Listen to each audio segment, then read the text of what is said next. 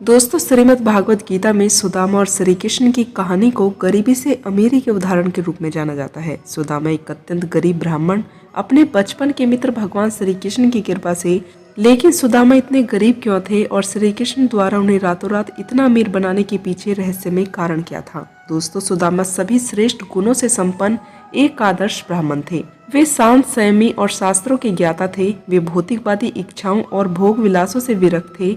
जो कुछ भी अपने आप मिल जाता उसी में अपना भरण पोषण करते थे और दिल से संतुष्ट रहते थे। दोस्तों, ऐसी संतुष्टि ब्राह्मणों का एक महत्वपूर्ण गुण होती है। आदर्श ब्राह्मण धन संपत्ति इकट्ठा करने की महत्वाकांक्षा नहीं रखते, बल्कि अपना बहुमूल्य समय आध्यात्मिक जीवन जीने और लोगों को शिक्षित करने में लगाते हैं। वे स्वेच्छा से केवल आवश्यक सुविधाओं के साथ एक सादा जीवन जीना चाहते हैं। दोस्तों, सुदामा की गरीबी इतनी अधिक थी कि उनके पास खाने के लिए पर्याप्त भोजन और पहनने के लिए ठीक ठाक कपड़े भी नहीं थे। वह इतने दुबले हो चुके थे कि उनकी हड्डियां और नसें दिखाई देने लगी थी। दोस्तों, सुदामा शारीरिक भोगों से बहुत ही विरक्त थे। विरक्त भक्त दो प्रकार के होते हैं, एक भौतिक भोगों के प्रति अरुचि रखने वाले और दूसरा भौतिक भोगों के प्रति उदासीन। दोस्तों, परम भगवान अपने उन भक्तों पर ऐश्वर्य नहीं थोपते जो सांसारिक भोगों से बहुत ही विमुख हो।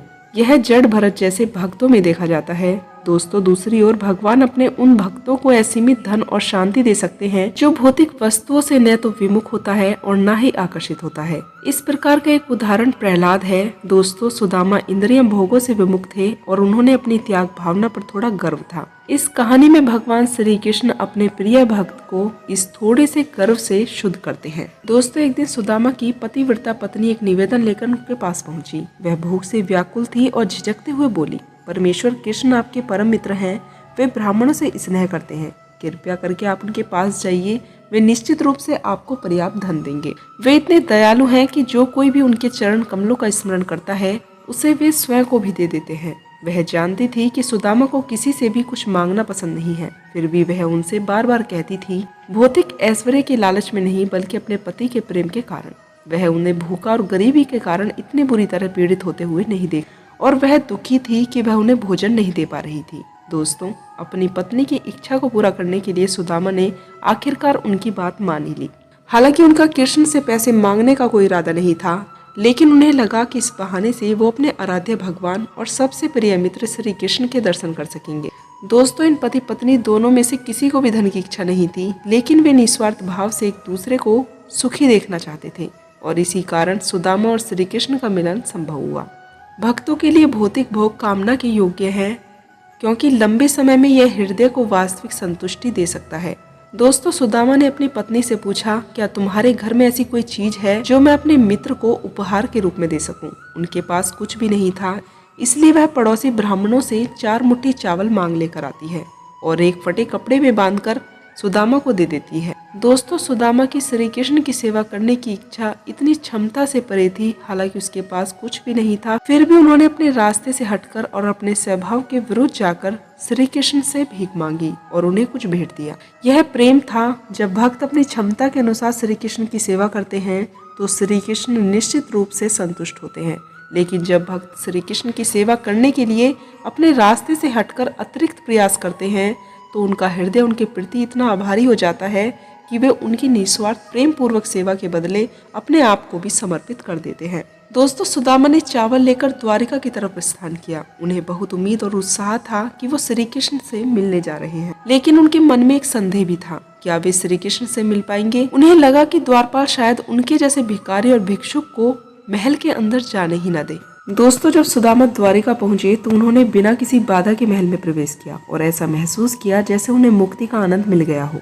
वे द्वार पर एक पल के लिए चुपचाप खड़े रहे, पर यह श्री कृष्ण की सबसे बड़ी रानी रुक्मणी देवी का महल था। श्री कृष्ण जो उस समय अपनी पत्नी के बिस्तर पर बैठे थे, उन्होंने दूर से सुदामा को देखा। वे तुरंत उठकर खड़े हो गए और सुदामा से मिलने और उन्हें गले लगाने के लिए आगे बढ़े।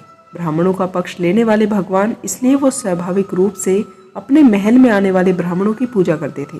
क्योंकि सुदामा न केवल एक ब्राह्मण थे बल्कि उनके बचपन के भी मित्र थे, इसलिए श्री कृष्ण ने उन्हें शिष्टाचार और संस्कृति के अनुसार केवल औपचारिक स्वागत नहीं दिया, बल्कि उनके साथ गहरे अपनेपन और स्नेह के साथ प्रेम के आंसुओं के साथ व्यवहार किया। दोस्तों, श्री कृष्ण ने सुदामा का स्वागत मधुर शब्दों से किया उन्हें अपने बिस्तर पर बिठाया, उनके पैर धोए और उनके सिर पर जल छिड़का। उन्होंने उन्हें दिव्य सुगंधित चंदन और स्वागत की अन्य शुभ वस्तुएं भेंट की। रुक्मणी देवी ने स्वचामर से गरीब ब्राह्मण को पंखा किया। राजमहल के सभी लोग श्री कृष्ण को इस गंदे कपड़े पहने ब्राह्मण का इतना प्रेम से सम्मान करते हुए देख बड़े ही आश्चर्यचकित हो रहे थे। आमतौर पर अमीर लोग गरीब लोगों के साथ अपनी पहचान बनाना तक पसंद नहीं करते। दोस्तों, उदाहरण के लिए राजा द्रुपद और द्रोणाचार्य ने बचपन में एक ही गुरु के अधीन एक विश्वविद्यालय में शिक्षा प्राप्त की थी, लेकिन कुछ वर्षों के बाद जब गरीब द्रोण ने आर्थिक सहायता के लिए द्रुपद से संपर्क किया तो द्रुपद ने उनका स्वागत ठंडा कर दिया। इसके विपरीत सुदामा के साथ श्री कृष्ण का व्यवहार बड़ा ही प्रेम पूर्वक था। दोस्तों, श्री कृष्ण ने सुदामा के प्रति अपनी भावनाएं, स्नेह और प्रेम को सरलता और खुले तौर पर प्रदर्शित किया, जैसे कि वह उनके बड़े भाई हों। जिस तरह सुदामा की श्री कृष्ण के प्रति गहरी भक्ति थी, उसी तरह श्री कृष्ण की भी उनके प्रति गहरी श्रद्धा थी। जब सुदामा ने शहर और महल में प्रवेश किया था तो लोगों ने उन्हें केवल एक गरीब ब्राह्मण के रूप में देखा था, लेकिन श्री कृष्ण ने उनके साथ राजसी व्यवहार करके सुदामा की महानता को उजागर किया। दोस्तों, श्री कृष्ण सुदामा के निस्वार्थ और शुद्ध प्रेम से खरीदे गए थे। दोनों ने अपने बचपन के बारे में बड़ी ही खुशी से बात की और अपने गुरु की पाठशाला में हुई उन खास घटनाओं को याद किया। तब श्री कृष्ण ने अपने मित्र से पूछा, तुम मेरे लिए क्या उपहार लेकर आए हो? दोस्तों, सुदामा को अपने चावल दिखाने में बड़ी शर्म हुई, क्योंकि उन्हें लगा कि यह श्री कृष्ण के लिए सही नहीं है। लेकिन श्री कृष्ण ने कहा, मैं अपने भक्त द्वारा शुद्ध प्रेम से अर्पित किए गए सबसे छोटे उपहार को, एक फूल, एक फल, एक पत्ता या पानी को भी महान मानता हूँ, लेकिन यह भक्तों के द्वारा प्रस्तुत सबसे बड़ा प्रसाद भी मुझे प्रसन्न नहीं कर सकता। दोस्तों, श्री कृष्ण भक्तों के हृदय को देखते हैं। इस प्रकार संबोधित किए जाने पर सुदामा लज्जित हो गए और शर्म से सिर झुका लिया और सोचने लगे, प्रभु ये कठोर और बासी चावल कैसे खा सकते हैं? मेरे प्रिय स्वामी, यदि आप मुझसे बार बार अनुरोध भी करेंगे तो भी मैं आपको यह चावल नहीं दूंगा। मैंने अपना मन बना लिया है। लेकिन श्री कृष्ण ने सुदामा से चावल छीन लिए और कहा, तुम मुझसे यह सब क्यों छिपा रहे हो? ये चावल के दाने न केवल मुझे बल्कि मेरे पूरे ब्रह्मांड को संतुष्ट करेंगे।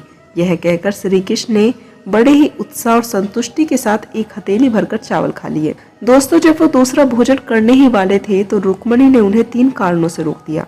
वह श्री कृष्ण को बताना चाहती थी कि आपकी इतनी कृपा किसी को भी अपार धन संपत्ति का आश्वासन देने के लिए पर्याप्त है, जो केवल मेरी दृष्टि का खेल है। लेकिन कृपया मुझे इस ब्राह्मण के सामने आत्मसमर्पण करने के लिए मजबूर न करें, जैसा कि आपके द्वारा एक और मुट्ठी खाने पर होगा।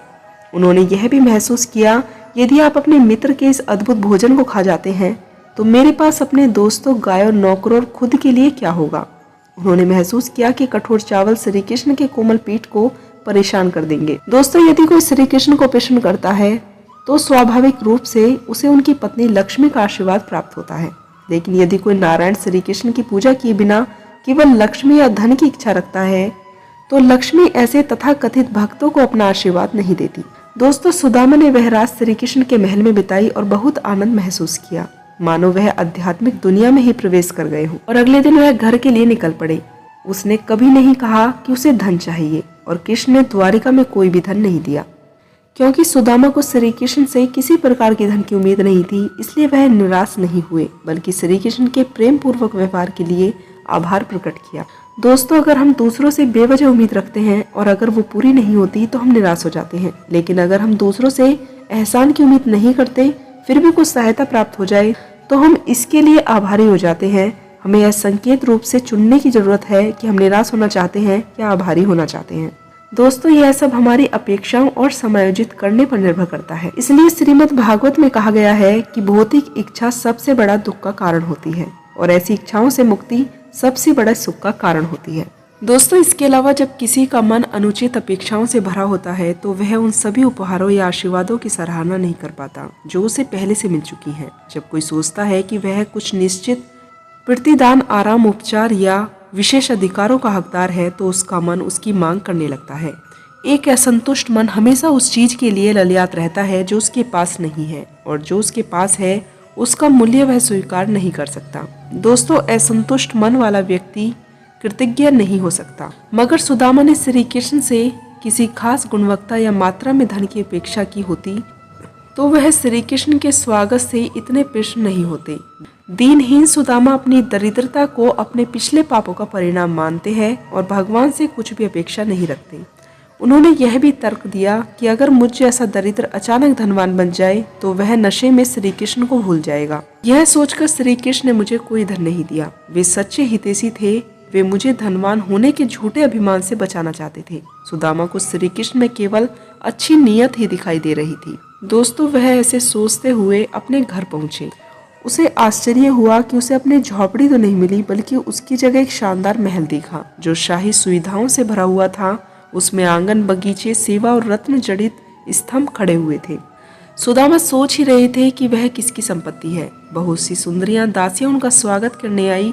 फिर सुदामा की पत्नी आई जो एक भव्य पोशाक से सजी हुई थी। वह एक दिव्य विमान में सवार देवी की तरह तेजस्वी लग रही थी। प्रेम के आंसुओं के साथ उन्होंने सुदामा को अपने हृदय से लगा लिया।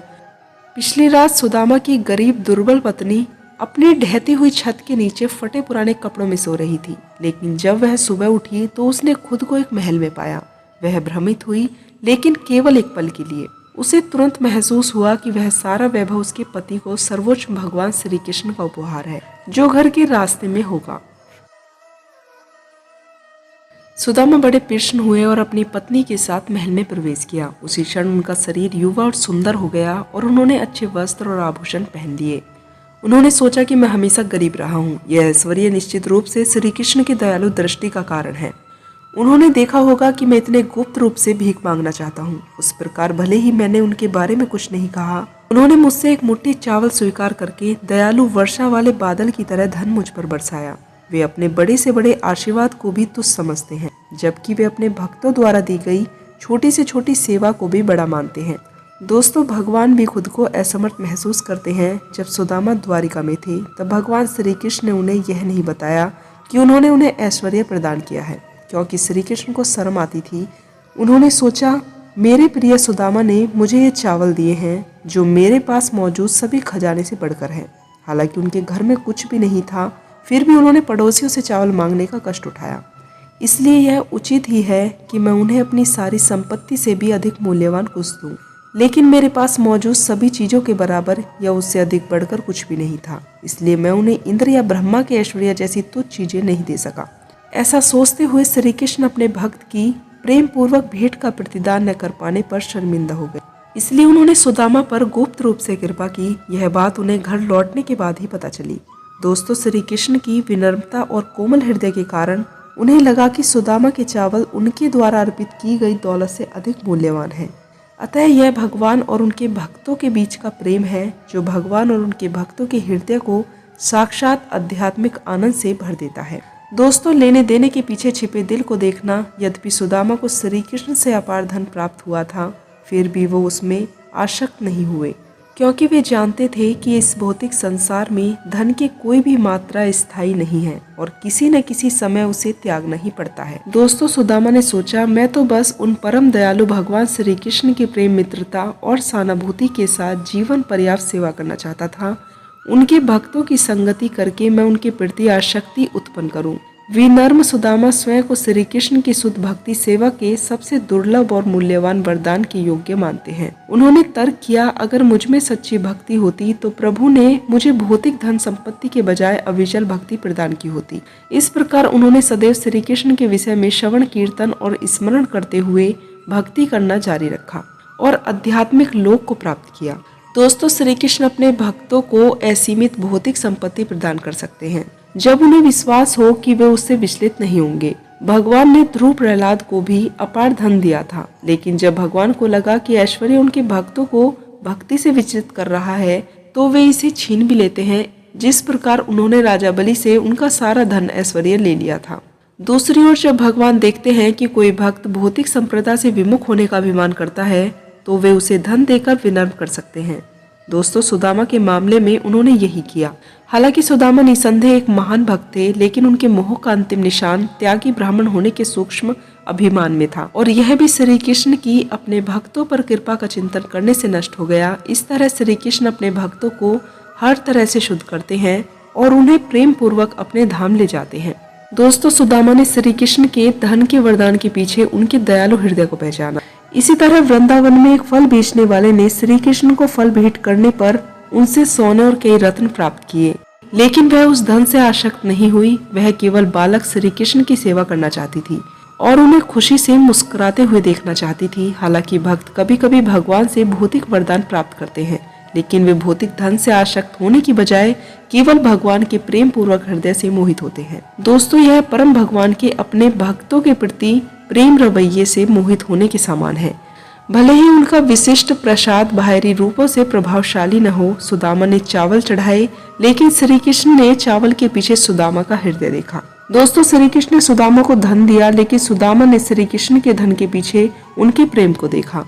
ऐसा करने से सुदामा का हृदय श्री कृष्ण के प्रति निरंतर बढ़ते हुए प्रेम से भर गया और यही वह वास्तविक समृद्धि है जिसे उन्होंने प्राप्त किया। दोस्तों, इसी के साथ भगवान और सुदामा की यह जानकारी यहीं समाप्त हुई। अगर आप लोगों को यह कहानी पसंद आई हो तो चैनल से जुड़े रहने के लिए चैनल को सब्सक्राइब करें और मोटिवेट करने के लिए वीडियो को लाइक करें। तो दोस्तों, मिलती हूँ श्री कृष्ण के अन्य उपदेशों के साथ। तब तक के लिए आप लोग अपना ध्यान रखें। खुश रहिए। जय सनातन, जय श्री कृष्णा।